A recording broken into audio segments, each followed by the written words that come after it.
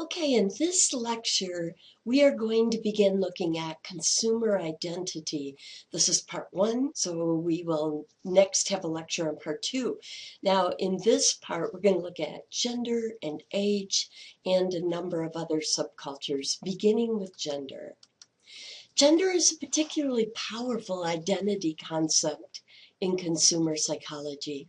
While there are obviously some naturally product needs that are different for men and women, such as bras, tampons, jock straps, mustache waxes, many more products have been differentiated solely by gender stereotypes.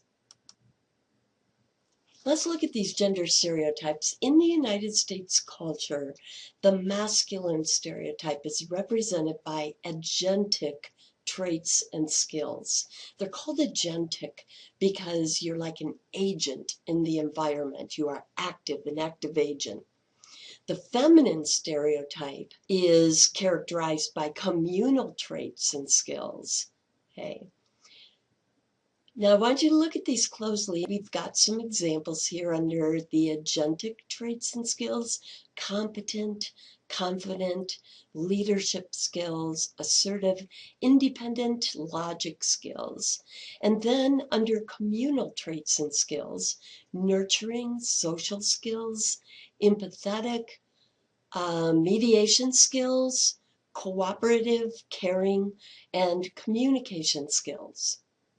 You would be hard-pressed, right, to think of a single job that wouldn't benefit by both sets of skills. So how are gender stereotypes learned? This process by which gender stereotypes are learned is called socialization. And we are going to look at the strongest theory of socialization, which is Albert Bandura's social learning theory.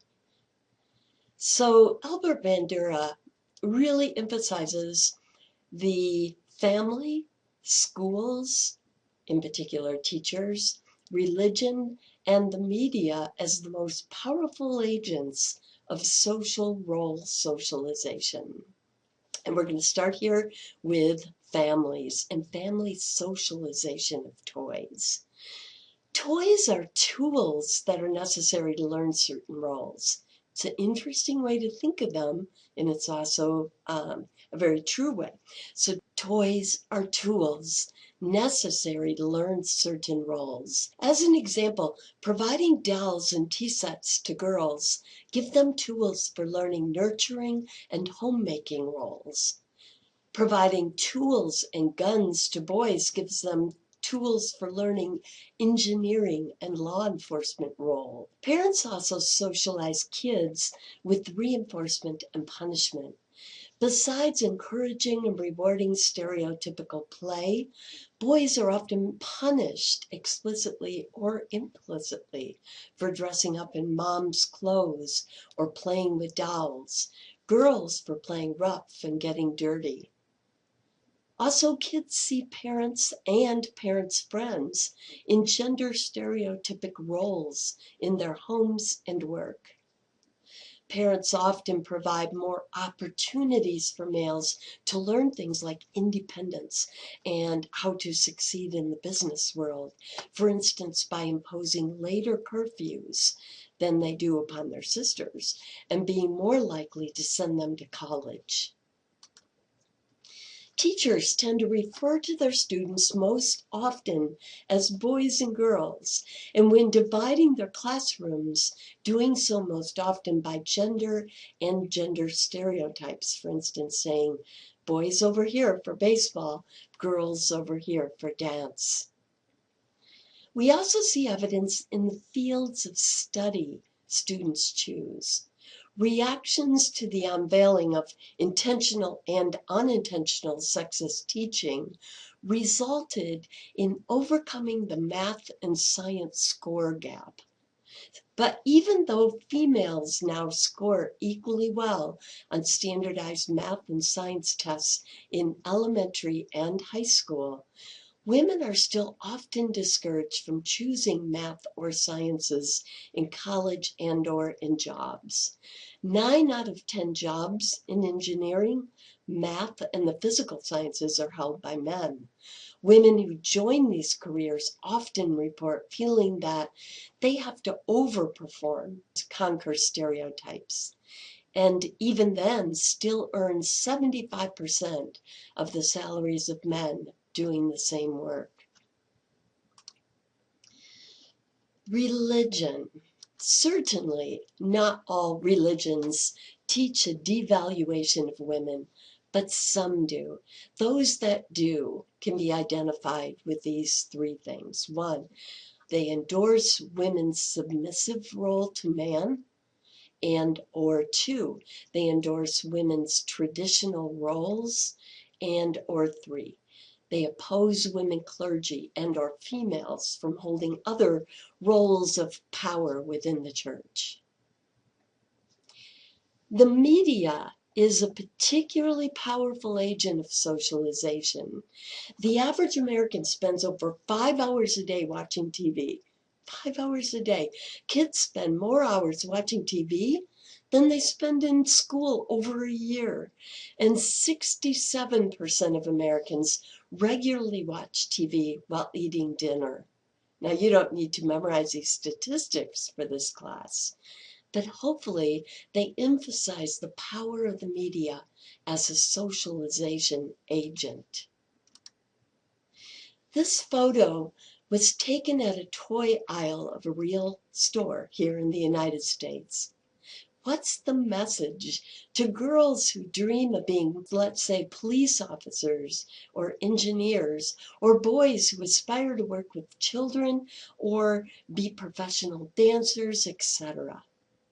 Many marketers claim that they are simply reflecting society with the socialization of toys rather than teaching it. However, it works both ways for all socialization agents: parents, teachers, religion, and the media. They both reflect and teach at the same time.